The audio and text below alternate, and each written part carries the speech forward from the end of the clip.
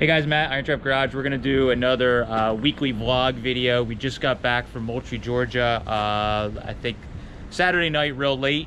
Sunday in the shop, I just did a little bit of tinkering, and Steve was kind of at his first partial week by himself that he could work in the shop, and I was kind of excited to see what he has done, and we'll just we're gonna follow along for the week and just show you a bunch of neat stuff we have going on. So we'll walk in here. And first of all, I got a good mail week while I was away. Bought this very rare old ENS 4.2 intake. The gentleman had reached out to us and offered it to us, and then did a little bidding war on Facebook, but I was able to purchase it. So that's really cool. And then I sniped this off eBay. A guy had put it up on eBay, and was able to grab this. Kind of sent him a message and said, hey, you have a buy it now. This is a real small early Scott blower here that they had all different sizes. I have the larger one for the Arden. I have one size down. They're ITAL, but they're same design. And this is the little guy that would have probably been made for a small European car or a 4-cylinder. So it's pretty neat. I grabbed it. It was a good deal. It's actually in really great shape. It turns over by hand. It feels tight, which is good. So this is something that I'm going to set on the shelf, and it might be kind of cool on a 4-banger someday, or even a little V8 60. So that was cool to open all that up. Waiting on getting some stuff. We're hoping to run this week to grab some parts from Pat Mason for the Magneto. That should be finished up, so I'm going to call him today, see if we can run over there this week.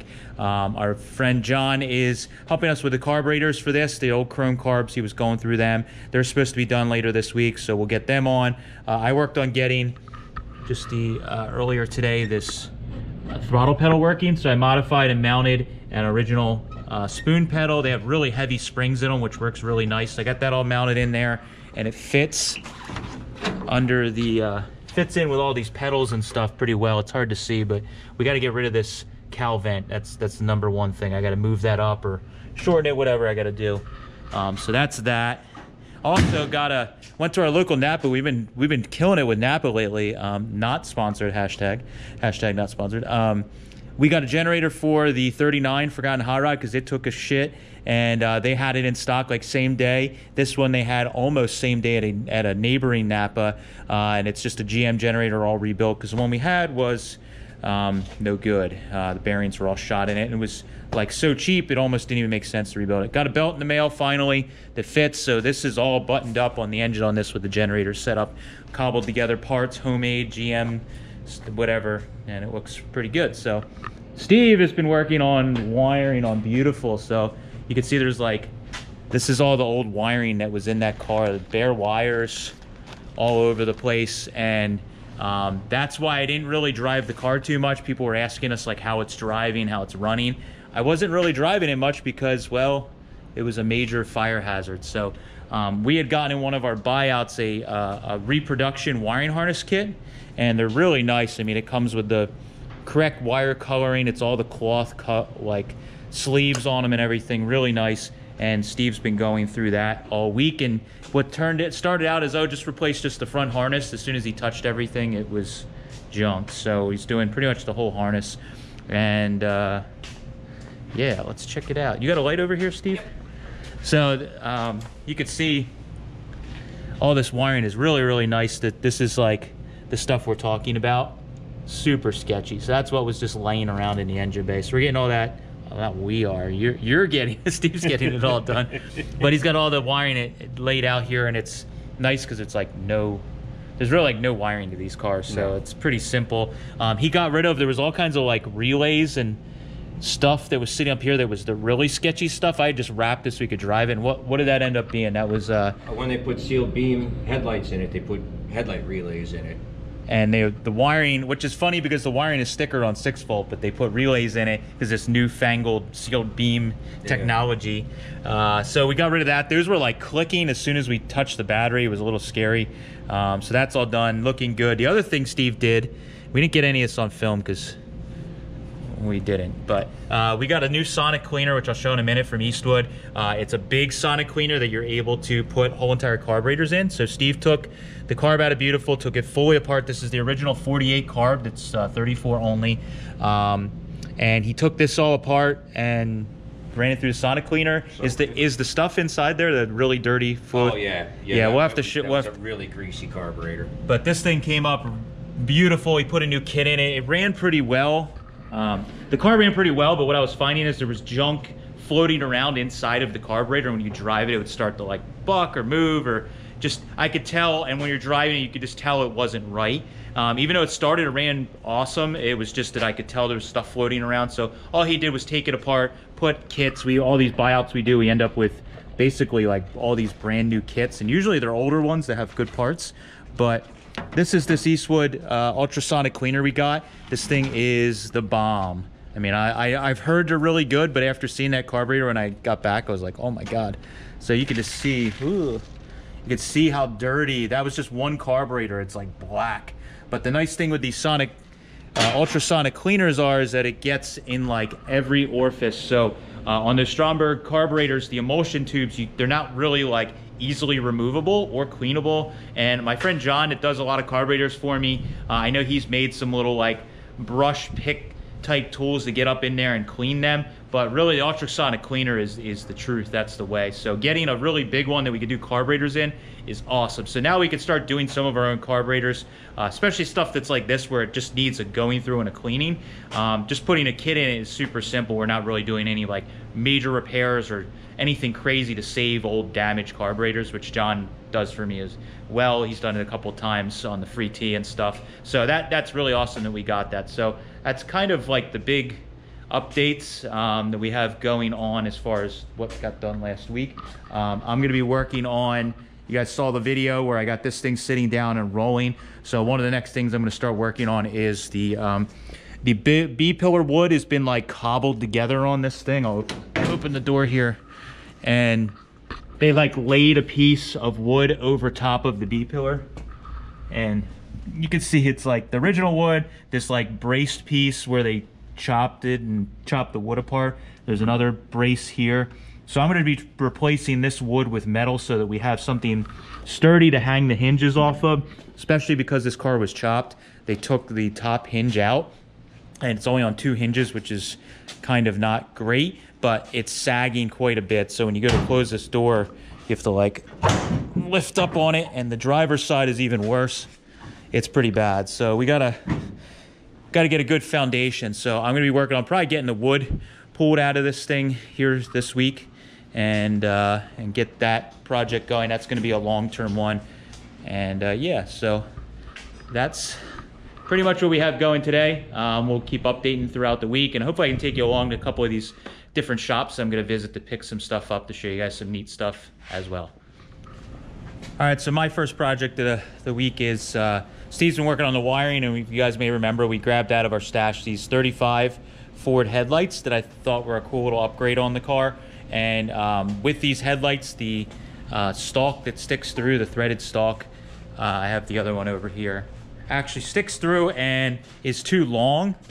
So you could see basically where it was riding, and then there's that big spacer there that or big space here where there's not enough threads. So we can either tap this or we can make a spacer on it. If we tapped it up further, then it's going to be really long, and we'd probably have to cut the threads off. So what I'm going to do, just to leave these lights kind of as they were without modifying them too much, in case anybody wants to use them on 35 again, is I have this chromoly tubing laying around from an old project, and this stuff fits perfect. So that's why I always keep these bins under here that are full of just drops and extra stuff. So this is pretty much perfect. So what I'm gonna do is just rough cut 2 little like 1-inch sections. Steve had just made up a sample, and I'm gonna make one here, put it on the lathe, square it all up, and then we'll have a spacer that the nut here can just thread against, and that way we're not totally cutting up these headlights. And we just make a little spacer and it should be good to go, and we can tighten them all down and get them set up.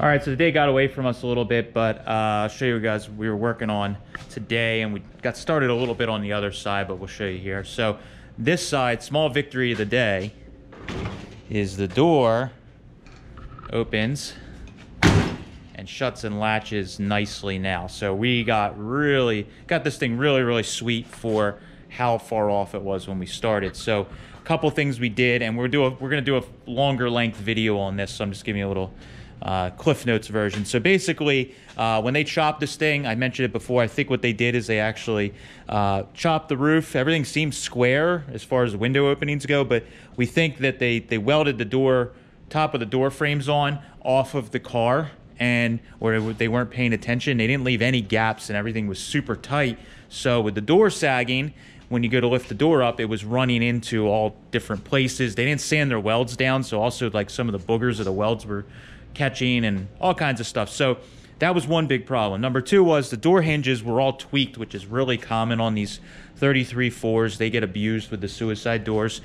Doors fly open, it bends the hinges, all kinds of different stuff, and you need to tweak on the hinges sometimes to get the doors to even shut. So this door was overlapping, so the gap is still not acceptable, but this door was overlapping from probably up here all the way down, and it was fully overlapping like the door, like a Model A in the front corner here, because it was so far off and the door was drooping so much. So we ended up using, I have just my hinge adjuster, a big adjustable I have with a bar, and we would open the door and tweak it a little bit, take the hinge pins out, and we eventually got the thing tweaked to where the door doesn't sag really bad. It doesn't drop real far when you open the door.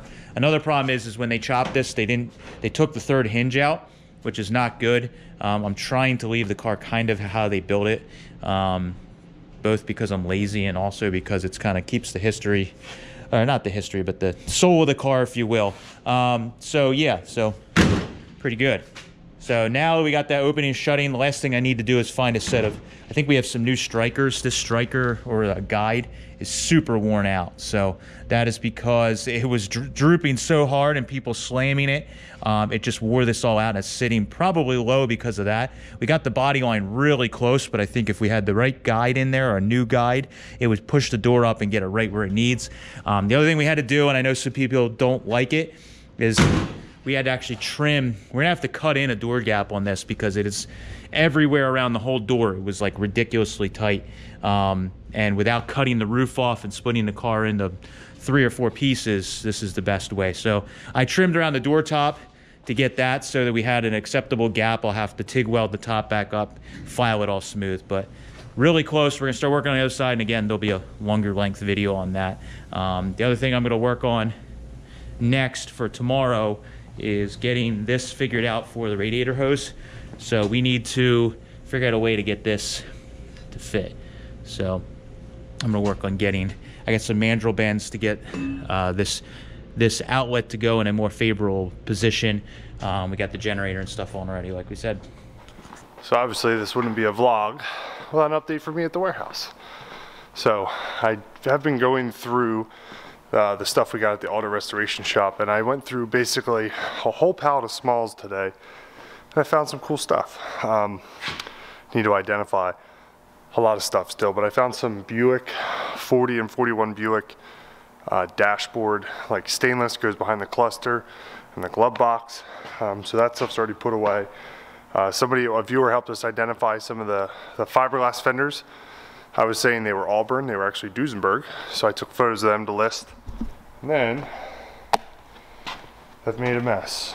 So I'm trying to organize things by kind of like parts. So I have a whole box here of brand new ignition parts and Philco, like headlight switches and stuff like that.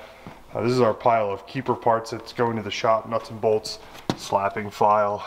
a ground strap for a battery, some Ford and Overland Willys tools,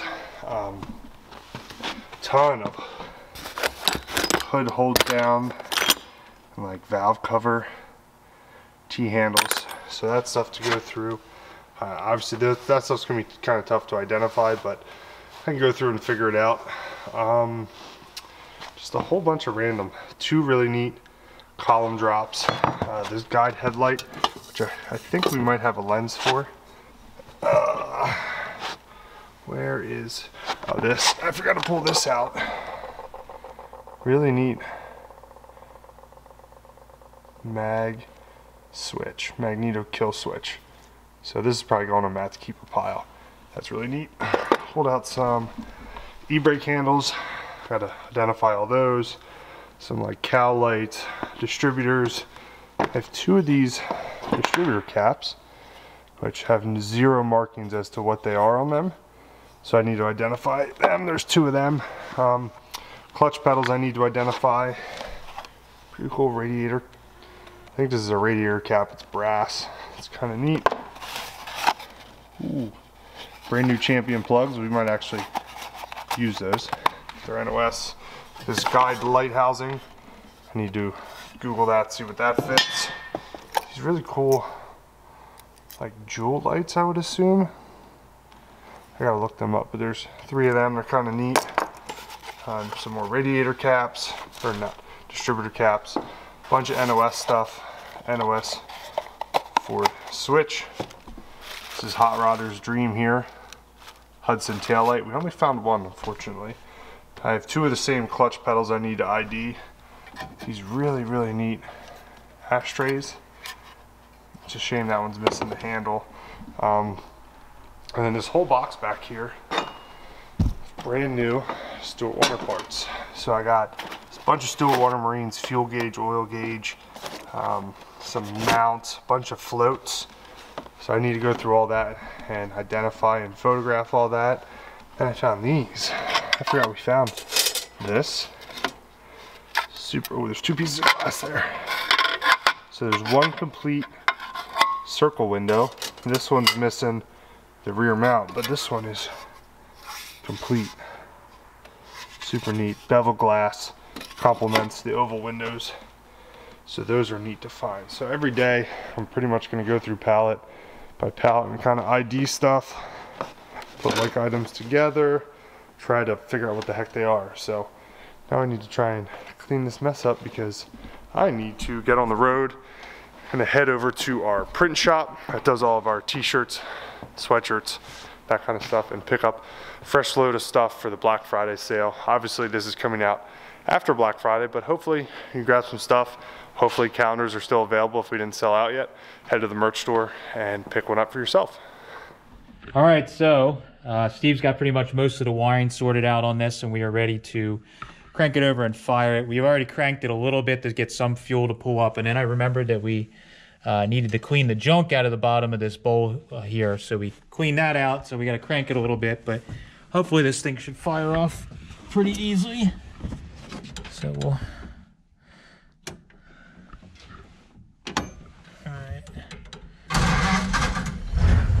Holy moly!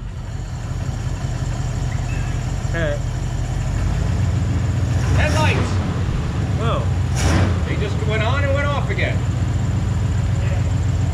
Did the tail light come on? No, they were on and they went off. Yeah. How about now? No. I have to check the fuse.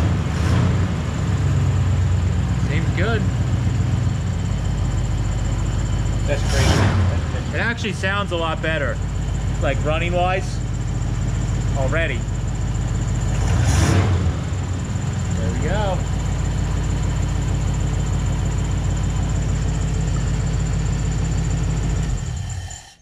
All right. Wow. You can come back, Steve, tomorrow. Yay! Yeah.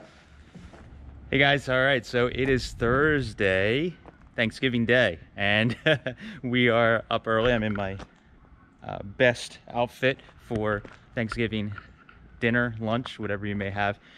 So we had a kind of week got messed up a little bit, unfortunately. one of my Kate and one of my cats unfortunately got sick after we got back from Moultrie, and we had to put him down. So yesterday was a little bit of a bust for working just because of everything going on, obviously. Steve had his family schedule switched around a little bit and he's doing Thanksgiving on Black Friday, so I have like 2 hours before I have to do family lunch with Kate, and we're gonna try and sneak in and get the engine in Dad's Daily today. So that's a little bit what we're doing. Got the 34 out. I've had a little tradition of trying to drive old cars on Thanksgiving or Christmas if possible, so we're gonna drive that to Thanksgiving lunch, and we're gonna get in the shop. We just got this pushed around, but it's like 9 a.m. I got till 11. We have to be at lunch at 12, so it's be a half an hour window to put this engine in Dad's Daily. So we got this thing spun around to help a moon, and we got the engine sitting here. So we're gonna try and get this tossed in today, and that's all we're really gonna get done today. And then tomorrow I'm hoping to go and visit some guys to pick up some parts. We will see. So I'm gonna get to work on Thanksgiving morning.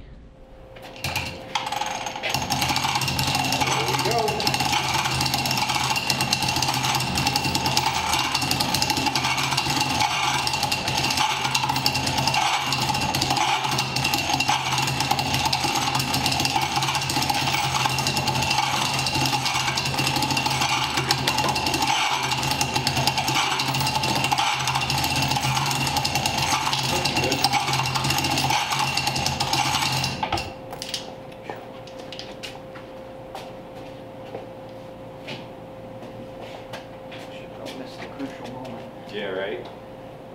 The marriage.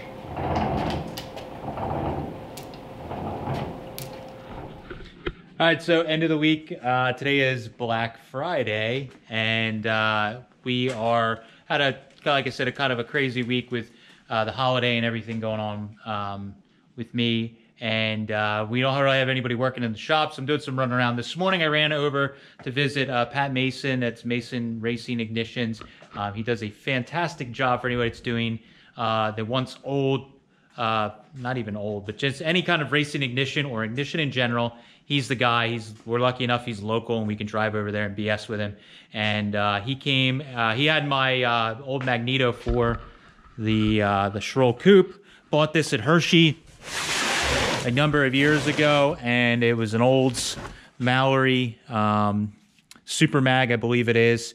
And he finished this up for me, got it all redone. And the really cool thing about these mags is that you can drop it in and lock it down right here, and then you can loosen the body and adjust the mag, the advance right there. So he got all the timing all set. Everything's pretty good in it.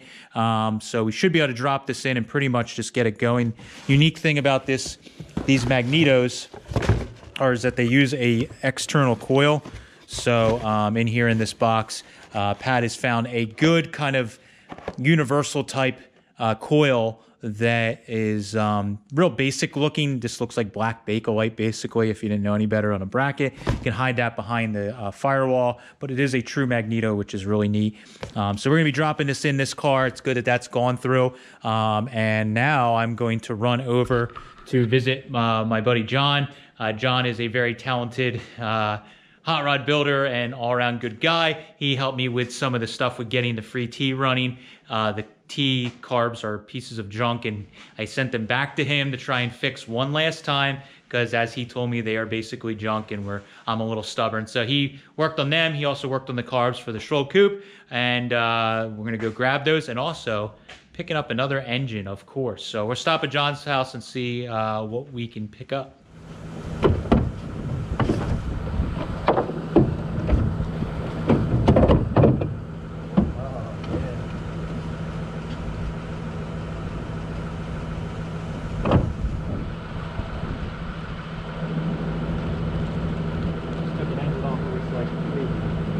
Yesterday, I'm all on Ford. I put my 47 on board.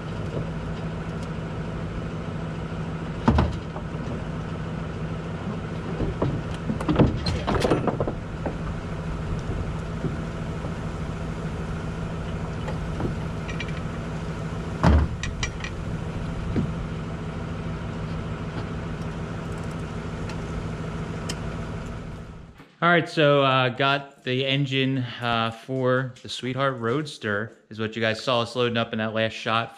I bought this old 331 Cadillac from my buddy John. It's been passed around a couple of different guys in the area. The rumors have it that it was in an Allard originally. I know that it has some adjustable rocker arms on it. It has a solid lifter cam and some different modifications done, but it does need going through. John actually included a bunch of his stuff he had gathered. So there was a set of Ilko valve covers, a reproduction Ilko Finn Valley pan cover, and some other odds and ends that were nice that he threw in there. So it'll be cool. Now I have an engine. It's basically has a lot of the stuff done to it already that I was going to do to this other engine I have, but this engine, the block is a lot more rough. So I have another one that I can leave that mocked up engine in there and keep working.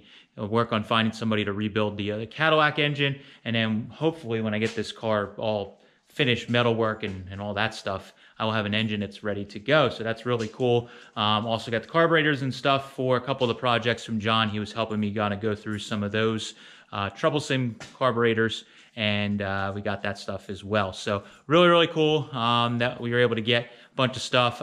Kate and I are leaving for Disney, finally doing our like once a year vacation. So we're gonna skirt away and go do that for a few days. So I had to get a bunch of this stuff done so that Steve can get working on a couple other things we have going and winter projects we have. But really productive week, even though I had a kind of sad week with everything going on and losing our cat. Gabe was definitely a super bummer and threw a wrench in the works for the week, but I was still able to get pretty much everything done that I wanted to get done. Just took a lot of running around in work. So thank you guys for following. Just a quick little, like we said before, it's a little weekly vlog that we do, just showing some of the stuff going on. These winter ones may be a little less interesting because we can't go picking and stuff like that, but we'll still update you guys to show you some of the stuff going on in the shop that we don't put in the longer length videos. So thank you guys for following along. Appreciate it. Catch you later.